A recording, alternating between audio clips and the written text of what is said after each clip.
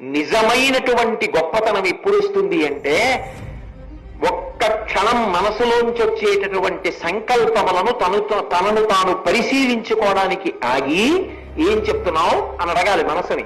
ఏం చెప్తున్నావు? దిక్కుమాలిన విషయాలన్నీ ప్రతిపాదన చేస్తున్నావా? ఇటువంటివి చెప్పు కదు నన్ను జన్మచక్రముల ఎందు తిప్పుతున్నావు, ఇక పైన కూడదు. అసలు ఇటువంటి ప్రతిపాదన తీసుకురావడం చెయ్యవద్దు. నేను తీర్చాను.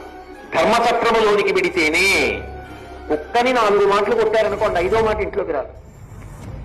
మనసుని 10 మాటలు మీరు సలహా చెప్పారనుకోండి, 11వ మాట వింటుంది. మనసు తిరగబడుతూ ఉంటుంది. అబ్బా ఇవన్నీ ఇలాగే చెప్తారా, ఇవన్నీ మళ్ళీ వస్తాయా అవకాశాలు, వదిలే పట్టించుకోపో అంటుంది. నోరు ముయి. అలా తెచ్చింది కాదు రక్షించేది. ధర్మచక్రములో ఇమిడే కోరిక పుట్టడం, దాన్ని తీర్చుకోవడం తపస్సు. అది చాలు మనకి.